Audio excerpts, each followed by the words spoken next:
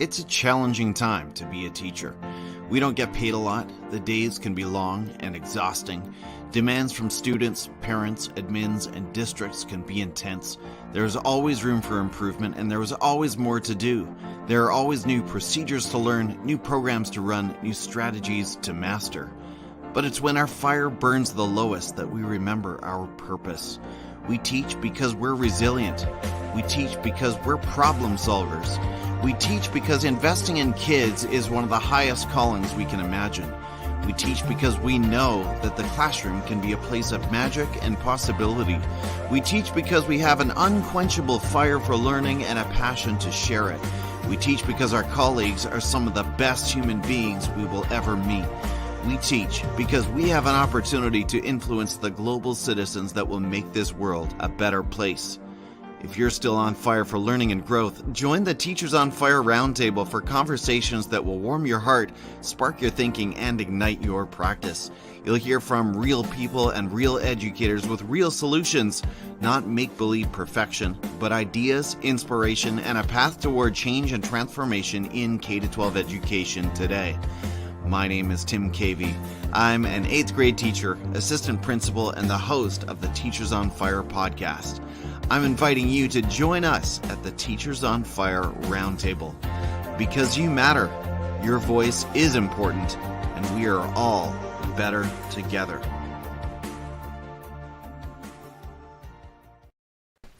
Welcome back, Teachers on Fire, to another conversation that will warm your heart, spark your thinking, and ignite your professional practice. I have with me in studio today a very special guest, a friend, a colleague. She is a high school principal, a counselor, and she's interested in inclusive education, leadership issues, and innovative research around student learning. As I said, she's a friend. She's also a neighbor. So Grace, welcome to the show this morning. Thank you, Tim. What a pleasure. On a scale from 1 to 5, 1 being burnout, Grace, 5 being on fire, where do you put yourself this morning? Oh, definitely a 5.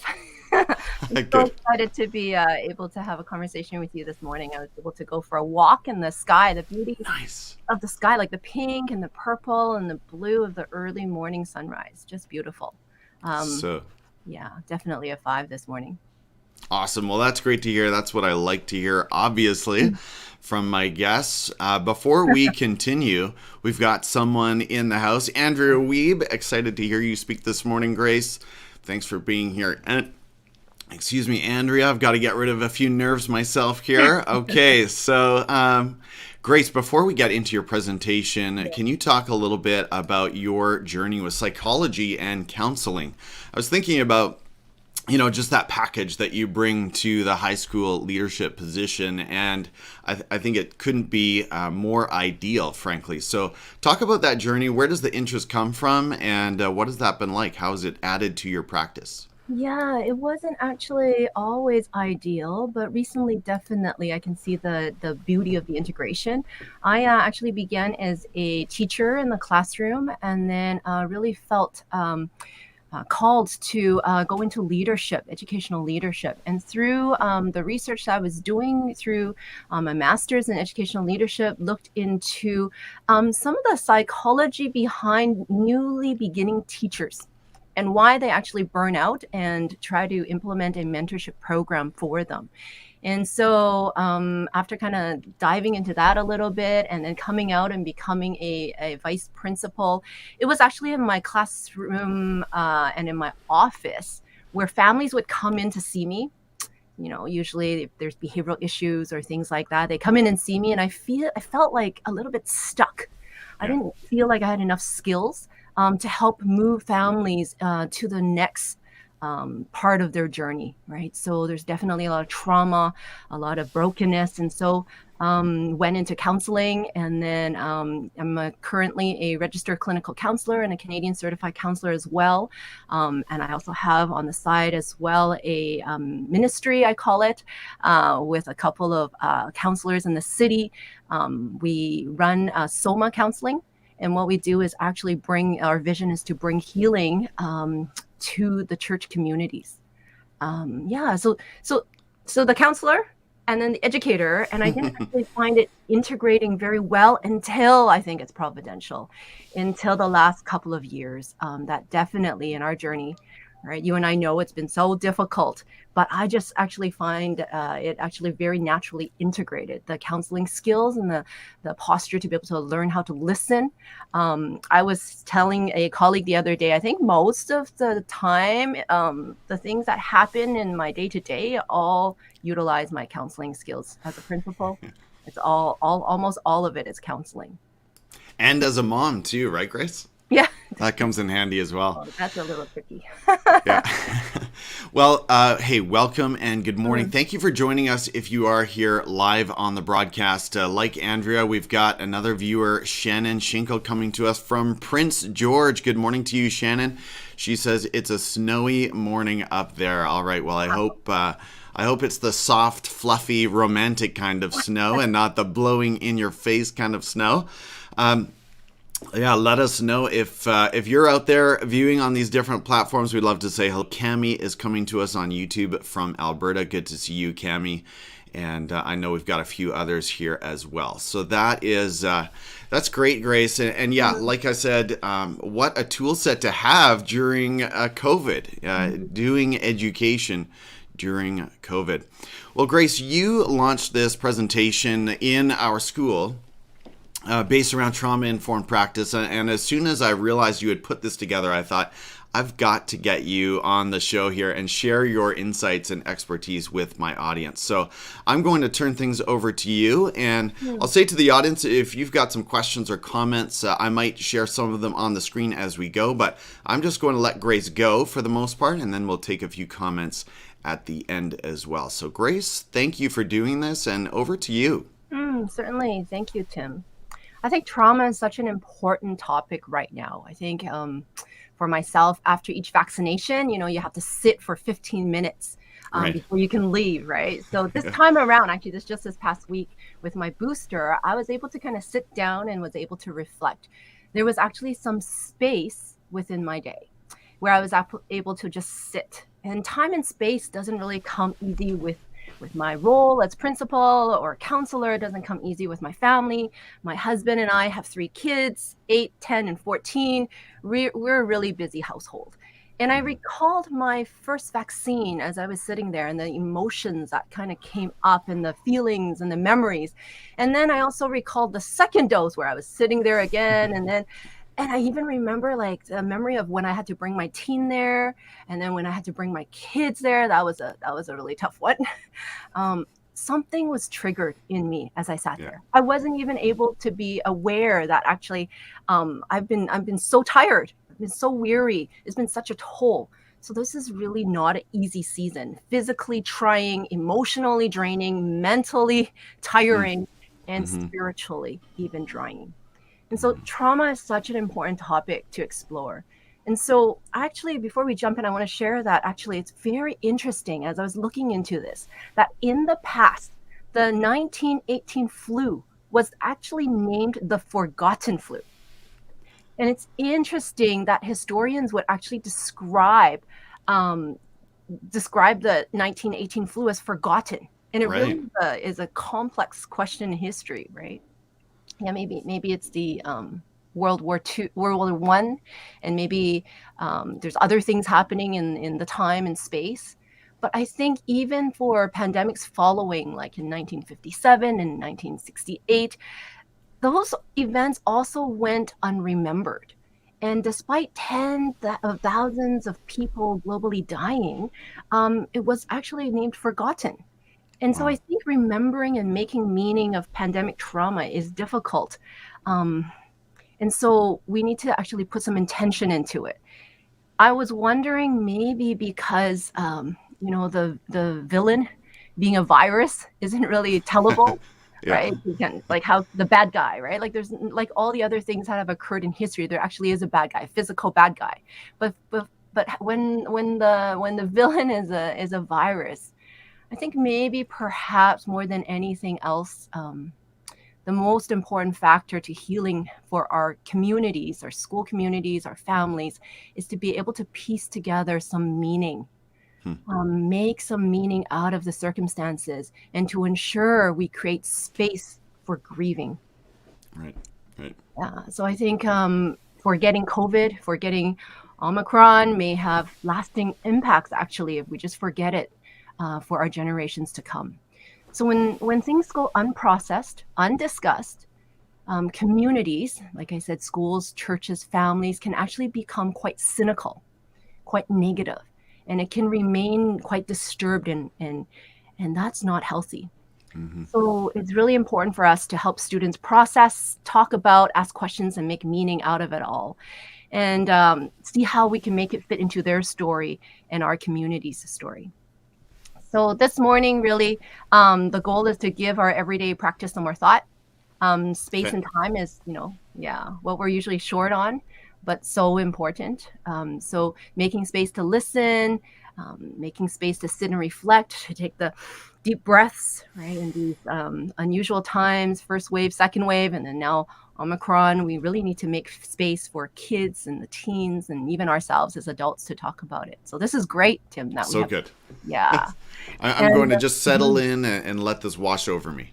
yeah, that's great. Yeah, and then making space and an effort to be compassionate. We need to make space to listen and be compassionate and gentle towards others, be kind to others, and also, most importantly, be kind to ourselves. Yeah.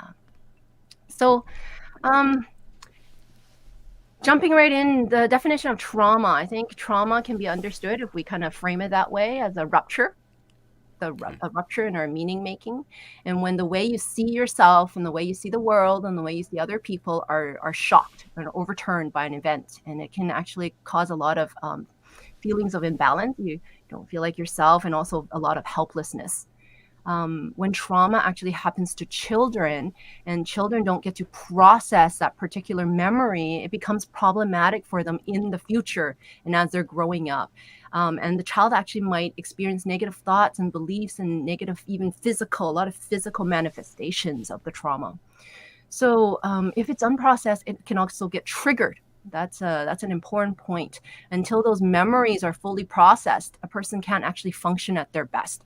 So a lot of children are actually, mine as well. They're seeing and hearing lots of frightening news on TV, right? Some families have members or other people they know who are sick or might have even died from the sickness.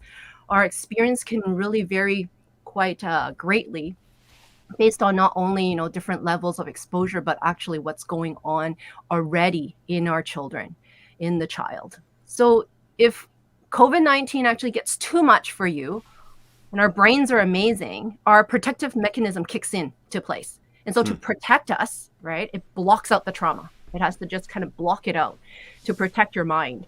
But because the traumatic situation still did happen to you, the memory actually still gets stored somewhere and it can be in your belief system, in your body, or actually in both. And it will actually get triggered if you don't expect, especially when you don't expect it. Yeah. So survival mode, we're talking about to protect ourselves, our survival brain kicks into place. And so when a person actually perceives a threat, the learning part of the brain actually shuts down. And the survival, what we call the limbic system and the brainstem part of the brain takes over. And so I love this Daniel Siegel's hand model, what we call a hand model. If you see the diagram there of the brain and then my hand as the brain, right? The limbic system is inside where the feelings are and stored. And then actually the knuckles here, front knuckles, actually represent the learning part of the brain or the prefrontal cortex. And this is the brainstem where my wrist is. And so when we are overwhelmed or too anxious, we go offline. When we go offline, it means that we're flipping our lids, and actually the feeling part of the brain and the prefrontal cortex, which is able to process what's going on, go offline. It gets disconnected. And so so we call it, we flip our lids because when we're mad, we can't think. When we're too stressed, offline, we can't think. But what's interesting is that deep breathing and making space to calm down. And sometimes we call name the feeling to tame it. Name it to tame it. Slowly, actually, we can go back online. That's very interesting. Another effect about our brain is mirror neurons. So if a child's caregiver are really calm and reassuring, it can really be a protective factor. So the child will be more calm.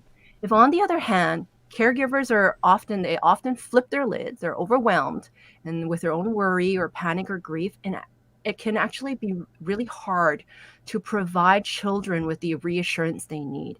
And so the child also will mirror that and be overwhelmed, overly anxious. And so the way a child reacts is actually really affected by the adults around them. Hmm. Yeah, interestingly, I wanted to share a UBC study about teacher burnout. And it talks about how teacher burnout and student stress actually may be linked.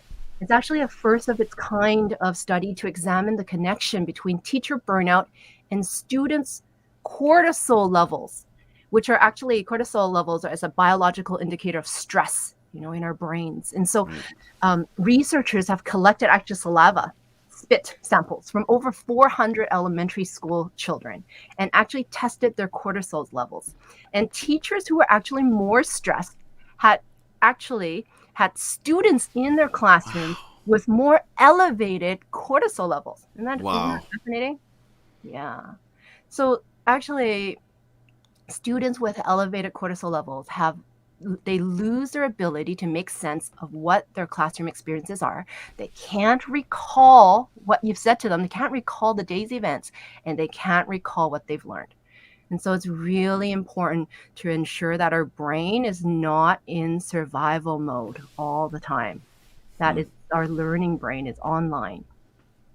Yeah. So wanted to shift to talk a little bit about what is trauma, and a lot of people have different ways to categorize trauma, but I really like this one, categorizing as big T and little t. So big T being feeling really powerless and little t feeling helpless, but big T really talking about major and significant events which are viewed as traumatic. And for example, accidents, wars, abuse, chronic illness, some of the natural disasters we've been seeing, pandemics, death of a loved one, even major surgery. And the research actually even shows sometimes childbirth can be quite a big T, life-threatening illness. And big T causes post-traumatic stress disorder. Little t, on the other hand, the categorizing trauma here, it can be overwhelming little events that are not frequent, but seen as traumatic, but just as challenging. And if there's too many little t's, it can cause a downward spiral, and it can really cause a lot of stress to the body as well. So interpersonal conflicts, financial worries, bullying, changes, transitions, mental or physical illness. And so really lots to think about as we look at it. So I wanted to frame it better for us, right? Since we're in COVID, I wanted to talk about the past 2 years. Since late December 2019 and January 2020, I think when COVID began, till I guess I was thinking back 2 years. It was January 31st, 2020, when the WHO issued a global health emergency. So today, right? We're in January 29th, 2020 in Vancouver. Now we're still dealing with the Omicron factor. Yeah. Right? So let's talk about what our students are feeling. What are we feeling? The big T, the big trauma, making us feel very powerless, includes the COVID-19 pandemic, right? The ongoing, even during Christmas break and kind of jumping into the school system again in January, the Omicron factor. We're all faced with the life-threatening virus, and we hear about the illness and hospitalization. We are witnessing death. We hear about it, and it's chronic and it's repetitive, nonstop, actually, for 2 years. At the same time, in our backdrop, there's natural disasters, right? There's floods, there's tons of different things around the world that we hear about, war, really lots of big T's happening. Little T's nonstop, every day, little times when we feel helpless, COVID-19 exposures, or the quarantine, we lose our usual way of life. Communities and families and friendships have changed. Conflicts because of working from home, right? Maybe being a caregiver, so stressful to have to manage the work and the caregiving at the same time. You have to make so many different difficult decisions. a sudden, transition to self-isolation, job loss for some, financial worries, threat of loss of loved ones when they're hospitalized. I think COVID-19 has definitely in the past 2 years become a threat. And there's too many details as well. It's always, we've been bombarded by, Yeah. images nonstop. We're talking about it now as well, right? So definitely. Statistics and yeah. Yeah, right. Numbers and daily things. And the important thing to remember as educators or people who work with teens and children is that this really causes negative impacts. But there's actually, it's not just COVID-19. It's not just the pandemic, right? There's different kind of childhood experiences, whether it's neglect or their household dysfunctions, conflicts in the home, that already a lot of the children that we work with are already dealing with. Plus, there's community experiences like we've talked about, right? The systemic racism we hear on the news and the discrimination, maybe community disruptions, plus the COVID-19 pandemic really does have causes increased stress and trauma and dysregulation for everyone, not just the kids, but ourselves as well. So it would be maybe a good time for you to think about who are these children and teens that come to mind that might be actually you can name as we're talking about this. And I think it's sad, but actually they might actually be our most vulnerable students already. So really giving a lot of compassion to the situation.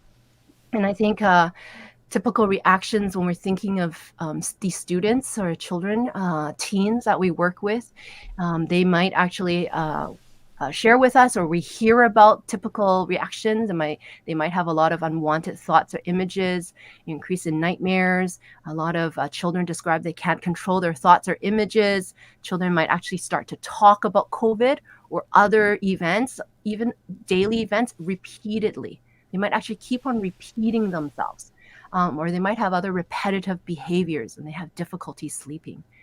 They might feel negative feelings, like they struggle with it, and like lots of sadness, hopelessness. They might feel really irritable, angry, numb. Some might feel overwhelmed. Some might actually act really even silly. Like it's like they've never acted like that before. What's going on? Why are they running around like that? You might see some regression. Some children might avoid or actually start to have problems with attention. They might become agitated or distressed if they can't actually avoid people. They might have a hard time concentrating on their work or other activities, and they actually can present themselves as more forgetful.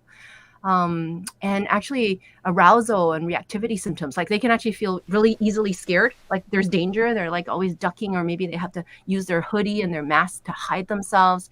There might be an increase in stomach aches and headaches and body aches, and it's a change in appetite, and they can't actually sleep or fall asleep. And so those are some of the things that definitely make us very concerned.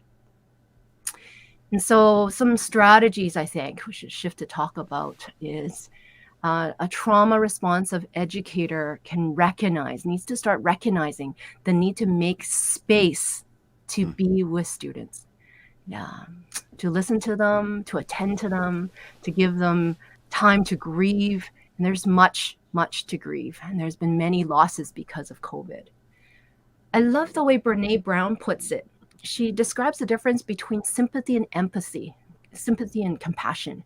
She says sympathy is like, it's like there's a hole and you're looking down at the students, like, oh, you're up on the top, right? And you're looking down at them, oh, you look so powerless down there. How helpless you look down there, right? But she's saying that that's sympathy. Can we as educators try to be more use empathy, be more compassionate? And being compassionate actually means we climb down the ladder into the hole where we see them. And we go and we walk in the darkness and we stand with them in the same dark space. And we wrap around them. We go to them and we show them that there's hope.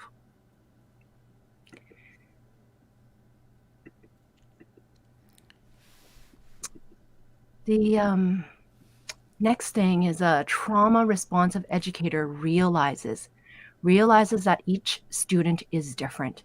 They all have a different window of tolerance. Here's a diagram. I love this, showing the window of tolerance. The window of tolerance actually describes the zone in which a person is able to function most effectively. So when people are in the zone, they're able to receive, process, integrate information, and otherwise be able to respond to everyday life without much difficulty. They're online, right? They're online. The learning brain is online. It's not offline. It's not the survival brain. So in other words, when you're in the zone, you have your capacity to manage your emotions, you can still manage things even when under stress. The thing is, everybody's window is a different size. Even if you've experienced trauma as a child, when those early needs aren't met and you haven't learned to regulate your emotions, this can actually disrupt you, and you can find yourself actually overreacting to even small stresses in the present, in the here and now.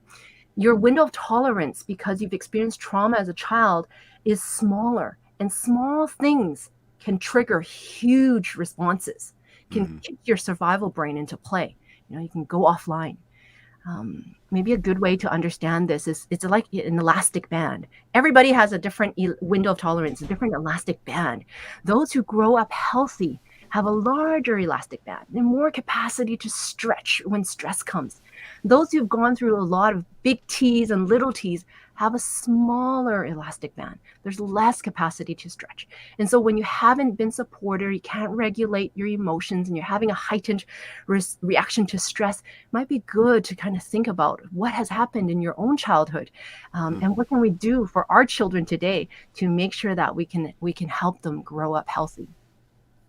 So if you're too stressed, you can get into hyper arousal mode, the fight or flight response. We call it. You feel anxious or overwhelmed. You're very angry. You're aggressive. You can feel like you're always like, There's lots of negative, intrusive thoughts, and you're becoming really super critical of everyone around you, and even of yourself. And it might be really difficult to sleep and rest, and you're always like high strung and on.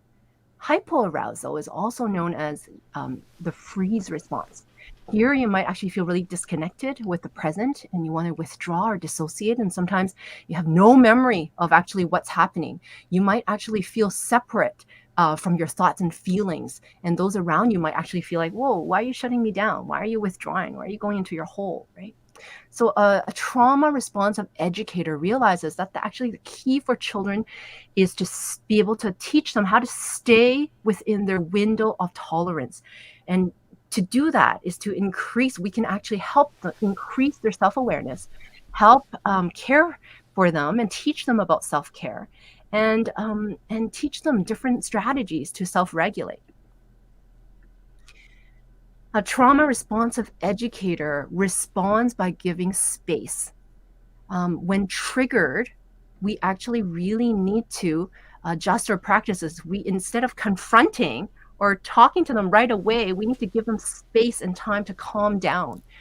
Trauma therapies often include 5 senses. Research shows that actually our 5 senses can help people go back into their window of tolerance, go back into the optimal zone. So strategies, for example, that you can try as a teacher, and you can use in your classroom and in your community is to ask your student to stay in the here and now. Like, notice, how are you feeling? Maybe using ourselves as an example. Notice, how are you feeling? What's stressing you most days? What memories are popping up? Are you able to be curious rather than be furious? Can you gradually help yourself become more aware of what your triggers are? When do you get into hyper or hypo mode, and how can you stay in that window? Deep breathing, we talked about, is another strategy of our 5 senses that can really help. Deep breathing, going back online. Physical activity, moving around and shifting your energy really helps kind of regulate you. And actually, if you're more prone to hyperarousal responses, actually getting some really vigorous physical activity might actually help you purge out some of the anger or the feelings of feeling overwhelmed, like going for a run. And if you're more prone to hypo arouse those states, like being frozen, it might be helpful to get some gently stimulating exercises or stretchings, or just even rocking or patting, getting a hug and kind of changing your posture may really help bring you back to yourself. Going for a gentle walk. Another thing is soothing your senses. Maybe think about looking at things, touch, smell, hear, and taste. Maybe thinking about calming music, light, changing the lighting. Maybe looking through old photos on your phone. Maybe making your favorite food, petting a pet or a stuffy, right? The texture is there, soothing yourself with a warm blanket, trying to find what works for you. Those are some strategies. Another one is writing things down, because when you go offline, you actually lose the ability to remember. So grab a pen and paper when you're feeling stressed and about to kind of blow your top, flip your lid, right? So write from a stressed place. It can really help process your feelings. It's kind of like writing it down is kind of like naming it to tame it. So asking a student to actually write down, or you can sometimes I say to them, you can even just draw. Just get whatever you can on this piece of paper. There's no right or wrong. And the strategy is just to get them back online. So the act of writing things down can really be helpful, and definitely challenging your thoughts. If you're able to catch a negative thought, try to challenge it and turn it into a more positive one. I know you asked me at the beginning, if 1 is burnout and 5 is on fire, how are you feeling today? I can give you 100 reasons of why I'm a 1. But I can also give you a reason why I'm a 5. So definitely thinking more about that. And I think lastly, I hope this acronym, I've mentioned this word quite a few times during this presentation, space. I hope this acronym can really help those of you working with teens and children in schools and communities. I want you to see if you can try to try this out with your family as well. And it's not easy. I'm trying this with my family. It's not always simple, but SPACE, SPACE, gives us a unique trauma roadmap for ourselves and for our kids. And I think we should count it as a little drop in the bucket every time we try one of these, and not to think of, I tried it and it didn't work. So little steps at a time. It would be really helpful to help us build resilience with the micro moments of our well-being. Small successes really can counter trauma. So S, safe space. Not only creating physical safe space, but emotional safety, allowing kids to calm down and take perspective. Spend time really fostering trust with your kids. Get in the practice of just sitting in silence with them and being comfortable with that. Establishing predictability, P. Write out a schedule and prepare for transition. Talk about what you want to do today. What is the schedule of the day look like? Having that on the whiteboard is definitely important. Creating a sense of security and safety. Following through with each thing you say. And if it changes, is okay, but at least you go back and say, I did say that, but... right, really helps establish predictability. And be transparent with your explanations. Be respectful. Give our children choices and control, because they feel like they're out of control. They're offline. Awareness, and especially being aware of what these complicated times actually entail, right? So a lot of times I hear educators say, that's kind of weird. Those behaviors are not normal. Right? Well, trauma is a complicated issue, and we are going through traumatic times right now. Be aware that a child's past can intrude in the present. Be aware that students need you to help them make sense of the chaos right now. They need your calm. Be aware that there's a lot to grieve. So loss of safety, loss of autonomy, freedom, loss of time. If it's hard for us to deal with that, imagine being a child, right? Be aware that there's a lot to be grateful for. There's two sides. Lots to grieve, but also there's a lot to be grateful for. And I think gratefulness for the small things and the big things and be aware that you're not alone and that there's a lot of support and resources in our communities. We need to be able to be aware that we can reach out, see connections, connect meaningfully, build community, involve kids in brainstorming how they can make a difference in someone else's life. I have a friend who has 3 daughters, and one of them I thought was beautiful in the heat of of COVID, because she loves baking. She was baking at home and they were just dropping it off. I never actually saw this little girl on my doorstep, but I did benefit from her cookies that were dropped on my doorstep, right? So serving others, the small things, not necessarily, we can't travel to a third world country with our students and do those, international trips. But what about in our backyards? What about in your own family? What about, those in our own household, your siblings, your parents? How about those socially isolated? Food drops, phone calls, bring meaning, bring hope with all those connections we make. Empowerment, I think that's E, the last one.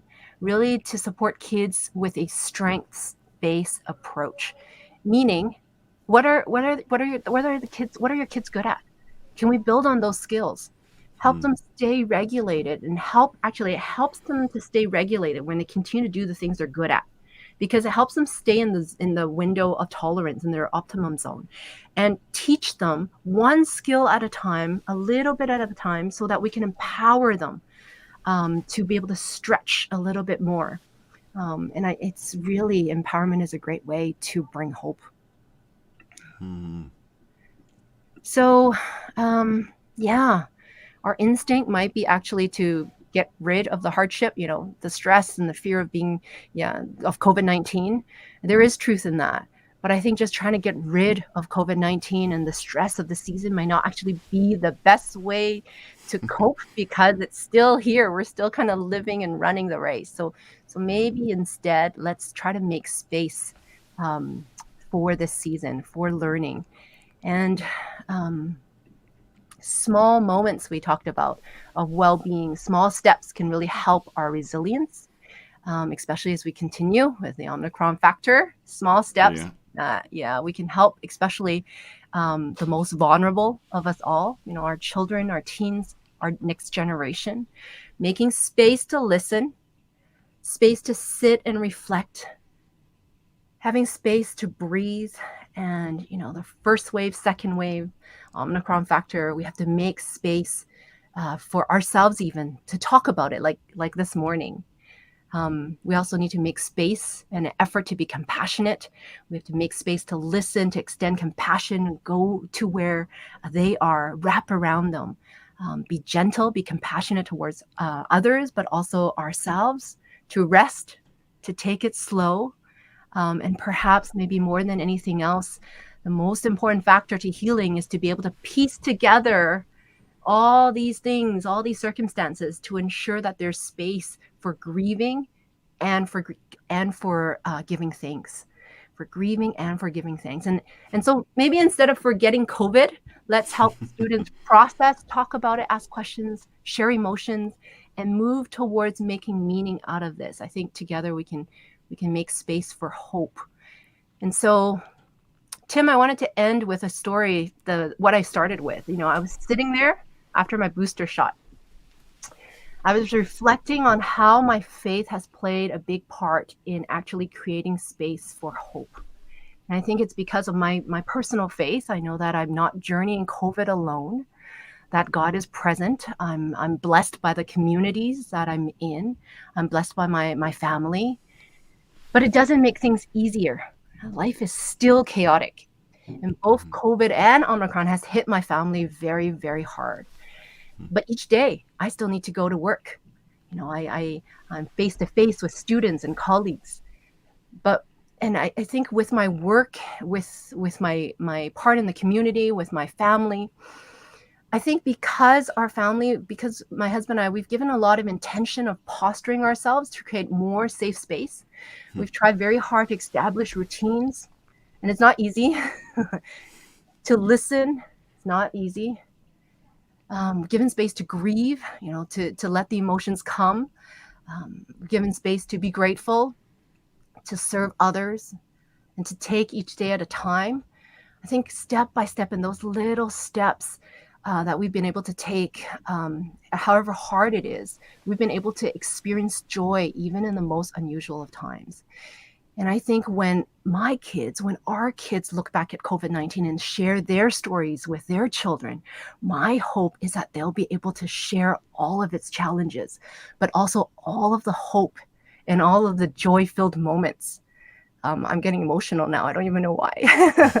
Yeah, that it's hard, but we can do this. So let's ensure that we make space for hope because that will have lasting impacts for generations to come. Wow, Grace, my heart is so full, and you shared so much value, not only in terms of ideas, but strategies. Um, and that I like that core takeaway of space. We all need just a little bit more space. I've been in meetings with you, and that you've opened with, okay, before we get into anything else, we're just going to take a minute to breathe. And it's funny how, when you take that moment to just, okay, settle yourself down, feel your body, and realize, oh, I'm actually at a heightened state of tension or arousal right now. I'm just going to let that settle down. Yeah. And that meeting just goes a whole lot better. I had some questions, but Grace, I think I'll have to save my questions for a round 2 sometime. If you would ever come back on the show, and we'll have to put some Q&A to you. A few comments from the viewers. Shannon says, this was a beautiful presentation. You fired me up. Grateful for this. Well, thank you for joining us, Shannon. Livia says, my heart is full too. Thank you for sharing. So we've got some BC fans here in the audience, and Kim saying, thanks, Grace, for your insights this morning at JKCS. Well, great to have all of you with us. Grace, I think we'll have to leave it there. As we go, how can people connect with you? I know you've been a little quiet on Twitter lately. Definitely. Trying to say no to certain things. At Grace Voo on Twitter. Also, you can connect if you need some more support and resources. We love consulting with those in our community here in Vancouver. somacounseling.com. Also, it'll be just great to hear from you on Twitter, I think. Yeah. Mm-hmm. Thank you so much, Grace. I am so grateful for the time and being out here on the left coast in this time zone. We joked about it off air, but it is a sacrifice, so I want to recognize that. Thank you so much, and have a restful remainder of your weekend. Yes, you too. Thank you, everyone. Bye-bye.